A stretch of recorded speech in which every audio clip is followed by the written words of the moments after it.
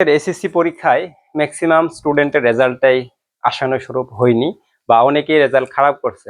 এখন maximum student চিন্তায় আছো যে ভাইয়া আমাদের তো এ প্লাস আসলো না, এখন আমরা পরবর্তীতে আসলে কোথাও গিয়ে ভালো করতে পারবো কিনা, বা এডমিশন আমাদের এইচএসসি লাইফে আমরা আসলেও আদৌ কোনো জায়গায় ভালো করতে পারবো কিনা, এটা চিন্তায় আছে অনেকে। আসলে এসএসসি রেজাল্টটা কতটুকু পরবর্তী তোমার লাইফে কাজে লাগবে, ঠিক আছে, পরবর্তী লাইফে কাজে লাগবে। আমরা আসলে পড়াশোনা করতেছি একটা উদ্দেশ্যকে সামনে রেখে, তাই না? হয়তো বা কারো মেডিকেল এডমিশনের টার্গেট আছে, কারো হচ্ছে ইঞ্জিনিয়ারিং এর টার্গেট আছে, কারো ভার্সিটি এডমিশন টার্গেট আছে, ঠিক আছে।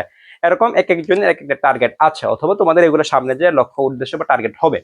এখন তোমরা এসএসসি পরীক্ষাটা দিয়েছো, এর পরবর্তী এইচএসসি, তারপর এডমিশন, তাহলে এই একটা ফেজ। এখন বাংলাদেশের প্রেক্ষিতে যে ভর্তি পরীক্ষাগুলো হয় সেগুলাতে এসএসসির যে রেজাল্টটা জিপিএ, সেগুলো একটা মার্ক, অথবা এইচএসসির একটা মার্ক থাকবে, এবং এর পরবর্তী তুমি যে একটা পরীক্ষা দেবে সেই পরীক্ষা একটা মার্ক থাকবে। আমি যদি এক্সাম্পল দিই, তোমাদের মেডিকেল এডমিশন টেস্টের কথা বলি, তাহলে মেডিকেল এডমিশন টেস্টে এখন হচ্ছে যে জিপিএ মার্ক যেটা আছে এসএসসি আর এইচএসসি মিলায়, সেই জিপিএ মার্ক হচ্ছে 100 থাকবে, আর হচ্ছে এক্সাম হবে 100, ঠিক আছে।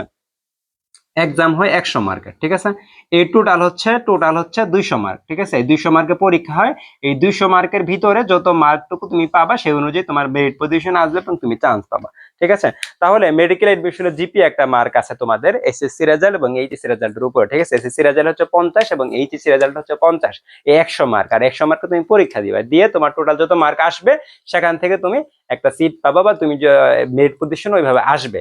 এর পরবর্তীতে এখন তোমরা ভাবতে পারো তাহলে মেডিকেল অবশ্যই রেজাল্টের একটা গুরুত্ব বহন করে। এখন যারা হচ্ছে ইঞ্জিনিয়ারিং প্রিপারেশন নিবে, ঠিক আছে, ইঞ্জিনিয়ারিং প্রিপারেশন নিবে, যেমন হচ্ছে বুয়েট আছে, ঠিক আছে, বুয়েট, কুয়েট, চুয়েট, টুয়েট, এগুলো আছে, যেগুলো আছে। বুয়েটে আসলে এসএসসি রেজাল্টে কোনো গুরুত্ব বহন করে না, ঠিক আছে। ইঞ্জিনিয়ারিং প্রিপারেশন যারা নিচ্ছে বুয়েটে এসএসসি রেজাল্ট লাগে না তোমার জন্য, ঠিক আছে। কারণ এখানে তোমার এইচএসসি রেজাল্টটা গুরুত্বপূর্ণ, এইচএসসি কত মার্ক আসবে সেটা গুরুত্বপূর্ণ, বুঝতে পারছো? তাহলে এসএসসি রেজাল্ট নিয়ে আদৌ এত তোমাদের প্যানিক হওয়ার দরকার নাই। এটা খারাপ করে অনেক স্টুডেন্ট ভালো করতে পারে। যেমন আমি যদি আমার কথা বলি, আমি কিন্তু এসএসসি তে প্লাস পাই নাই, ঠিক আছে, আমার জিপিএ 5 আসে না, আমি কিন্তু এখন ময়মনসিংহ মেডিকেল কলেজে পড়াশোনা করতেছি। তো এরকম অনেক স্টুডেন্ট আছে যাদের একটু জন্য খারাপ হয়েছে, 4.8 আসছে বা 4.9 আসছে, অথবা 4.5, যেটাই আসুক তোমাদের রেজাল্ট। তোমরা যদি এইচএসসি তে ভালো মতো পড়াশোনা করতে পারো তাহলে কিন্তু পরবর্তীতে তুমি এডমিশনে কেউ ভালো করতে পারবে। আসলে জিপিএ মার্ক এখানে যাদের 4.5 পর্যন্ত আছে, তোমাদের এটা বেশি একটা কাটা যাবে না। ঢাকা ভার্সিটির পরীক্ষা দাও অথবা যে কোনো মেডিকেল এডমিশন দাও, ভার্সিটি দাও, এখানে বেশি একটা মার্ক কাটা যাবে না, ঠিক আছে। তো এটার জন্য পেনিক হওয়ার দরকার নাই। তোমরা এখন তোমাদের এইচএসসি 27 পে যারা আছো, তোমাদের এইচএসসি লাইফটা শুরু করো, এবং এইচএসসি তে কিভাবে ভালো করা যায় সেই অনুযায়ী পড়াশোনা শুরু করো। তোমাদের যেহেতু একটু খারাপ হয়েছে, এখন তোমাদের আরো একটু ডাবল পরিশ্রম করতে হবে। এইচএসসি শুরু থেকে পরিশ্রম করতে হবে। তোমার যে বন্ধুটা এ প্লাস এখন আকাশে উঠতেছে, উঠে প্লাস আকাশে উঠতেছে, সে হয়তো একটু পরে পড়াশোনা শুরু করবে, সে আমি তো পাইছি, ঠিক আছে। এরকম তারা দেখবা যে অনেক গোল্ডেন এ প্লাস, তারা দুইটাতে এ প্লাস থাকবে, ডাবল এ প্লাস, ঠিক আছে, কোনো এডমিশনে কোনো জায়গায় চান্স হয় না। এরকম আছে অনেকেই, যারা দেখবা যে খারাপ করছে, এইচএসসি খারাপ করছে, তারা কিন্তু এডমিশনে গিয়ে ভালো করতেছে, এরকম অনেক কিছু না আছে।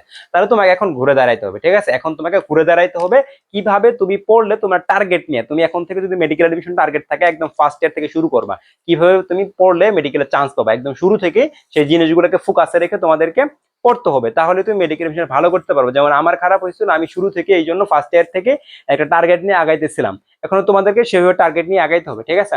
ওকে, তাহলে আশা করছি তোমাদের এই কনফিউশনটা ক্লিয়ার হয়েছে যে আমি রেজাল্ট খারাপ করছি, আদৌ আমার এডমিশনে গিয়ে ভালো করা সম্ভব কিনা।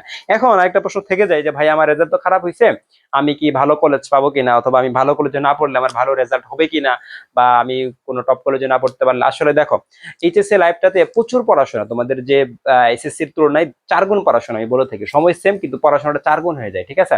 এবং তোমাদের এখানে আসলে কোনো কলেজ, দুই একটা কলেজ বাদে হাতে গোনা এরকম কোনো কলেজই তোমাদেরকে পড়াশোনা একদম কমপ্লিট করা দিবে এরকম কলেজ নাই। তোমার নিজে থেকে পড়তে হবে এবং নিজে থেকে এগুলা শেষ করতে হবে, কারণ এত হিউজ সিলেবাস আসলে কলেজ থেকেও শেষ করা সম্ভব না। আর এরকম কোনো কলেজও খুবই কম পাওয়া যাবে যারা হয়তো তোমাদেরকে একদম ধরে ধরে সব পড়াই দিবে। তোমার নিজে থেকে পড়তে হবে। সেলফ স্টাডি হচ্ছে এইচএসসি তে মেইন সবচেয়ে। তুমি যদি সেলফ স্টাডি করো, বাসা থেকে নিজে ভালো মতো পড়ো, ঠিক আছে, তাহলে তুমি সিলেবাসটা শেষ করতে পারবা, এবং তুমি টার্গেট নিয়ে গেলে ফার্স্ট ইয়ারে একদম সিলেবাস শেষ করতে পারবা, ঠিক আছে। এইভাবে তোমাকে আগাইতে হবে।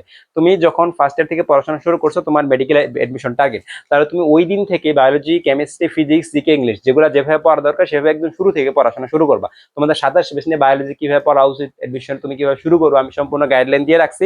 তোমরা এগুলা দেখে নিয়ে এখন থেকে শুরু করো। তুমি যত দেরি করবো তুমি তত তোমার ফ্রেন্ডদের চেয়ে পিছিয়ে পড়বা, ঠিক আছে। তাহলে এখন থেকে শুরু করো। আর তোমাদের কোনো প্রশ্ন থাকলে আমাকে জানায় রাখবে, আমি ইনশাল্লাহ তোমাদের উত্তর দিতে চেষ্টা করবো। সবাইকে ধন্যবাদ। আসসালামু আলাইকুম।